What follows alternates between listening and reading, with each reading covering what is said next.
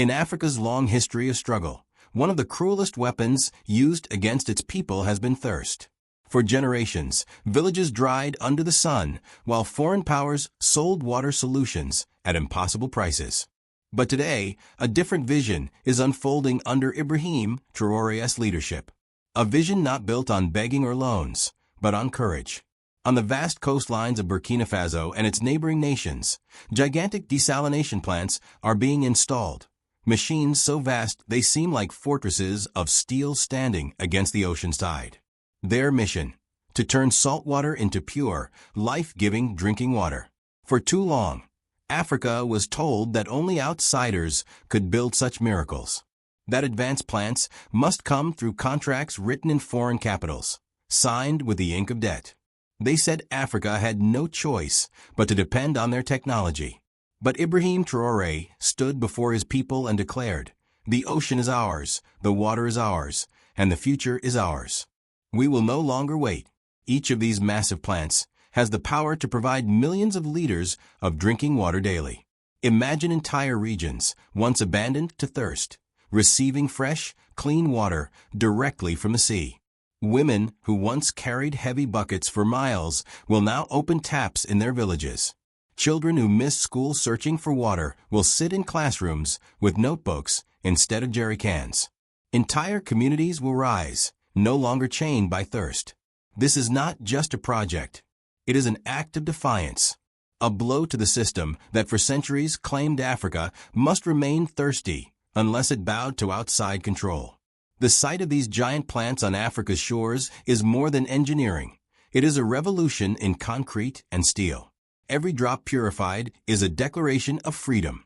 Every liter produced is proof that Africa's genius cannot be suppressed any longer. Brothers and sisters, understand this clearly.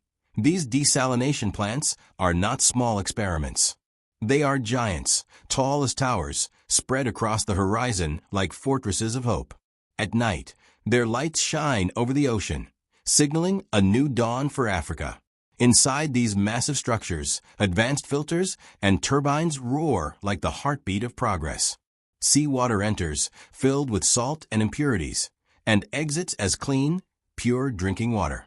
What was once undrinkable, useless in the mouths of our children, is now life itself. President Ibrahim Traoré insisted that these plants must be built on a scale never before seen in Africa. Not one, not two, but dozens of colossal plants are being installed along the coasts. Together, they are capable of producing billions of liters of water every year. Imagine the rivers of clean water flowing where once there was nothing but thirst. Farmers will water their fields without fear of drought. Cities will expand without begging for foreign aid. Villages will thrive without walking miles for a single bucket. But this achievement is not just about water. It is about independence. For decades, Africa was forced to import water purification systems at 10 times the price. Contracts came with conditions, and every drop of water carried the weight of foreign control. Now, with these ocean plants, Africa declares to the world, "We will drink what we produce. We will live without your chains." Do not think it was easy. Building these plants required courage, innovation, and sacrifice. Engineers worked day and night, often with limited resources, determined to prove that Africa's brain is as sharp as any in the world. Local workers, once unemployed, now found themselves part of something greater than a job. It was a mission. Women and youth were trained in new technologies, learning to operate the machines that turn salt water into freedom. The foreign powers watch with unease. They shake their heads, whispering sabotage. But every completed plant is a bullet in the heart of dependency. Every drop of water flowing from the ocean to African households is a message. We are no longer your market of weakness. We are a continent of strength. These giant desalination plants stand as monuments of defiance, but also as promises. Promises that children will no longer die of thirst.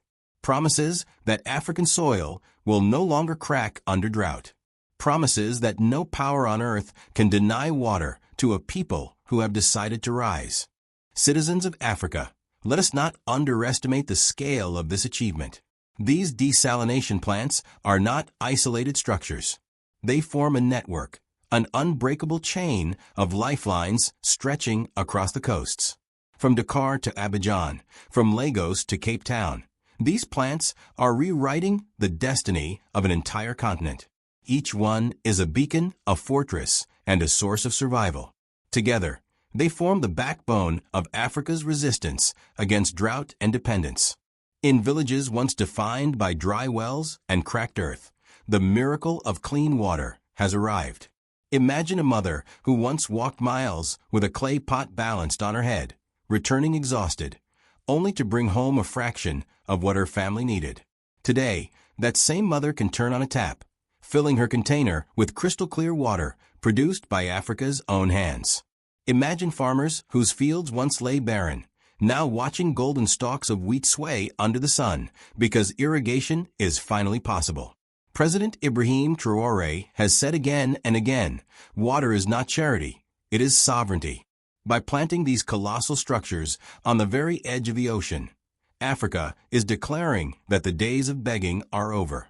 These plants, larger than stadiums, equipped with turbines the size of houses, operate with precision and power. They convert millions of liters every hour, flooding pipelines with life. But this is more than infrastructure. It is a revolution. Foreign companies tried to mock the idea, calling it impossible. They spread propaganda, insisting Africa could not manage such technology without their guidance. Yet the engineers of Burkina Faso, Ghana, Senegal, and beyond have proven otherwise. Young minds, once forced to flee abroad in search of recognition, now work proudly at home. The brain drain is reversing. The future is returning. And with every drop of purified water, the continent strengthens its resolve. Children drink freely, families cook without rationing, and schools open without fear of empty tanks. A generation is growing up that will never know the terror of thirst. Brothers and sisters, let us look forward, for this project is only the beginning. The desalination plants are not monuments of today, they are foundations of tomorrow. Traoré's vision is not limited to drinking water alone. These ocean giants will fuel industries, cool power plants, and sustain agriculture on scales never before imagined. Water is no longer a barrier. It is the very engine of progress. Think of the factories that will rise, no longer halted by scarcity. Think of the hospitals that will operate without fear of shortages. Think of the cities that will expand, designed with fountains, gardens, and green belts because water will flow in abundance. A continent once defined by drought will now be defined by growth. Foreign observers whisper of fear because they know what water means. Water is life, but water is also power. A nation that controls its water controls its future. For too long, Africa was manipulated through scarcity. Loans, debts, and aid were disguised as gifts, but were shackles.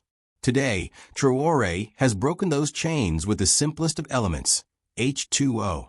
And do not mistake it, the struggle will continue. Attempts will be made to sabotage, to bribe, to divide. But these desalination plants, rooted deep in the coasts, are unmovable. They are Africa's pillars of strength. The ocean, once a barrier, has become an ally. Its waters, once undrinkable, now nourish millions. The message is clear. Africa will never bow again. These plants are not just machines. They are symbols of unity, courage, and self-reliance. They stand tall against the waves, declaring to the world that Africans will shape their own destiny. Children of Africa, lift your heads high. This is your inheritance. You will inherit a continent where thirst is banished, where rivers of clean water flow not from foreign charity, but from African hands. You will inherit pride, dignity, and sovereignty. As the sun sets over the Atlantic and its golden rays strike the steel towers of the desalination plants, one truth becomes undeniable. Ibrahim Traoré has not just built infrastructure. He has built freedom. And that freedom, like water itself, cannot be contained. It will flow endlessly, nourishing generations yet to come.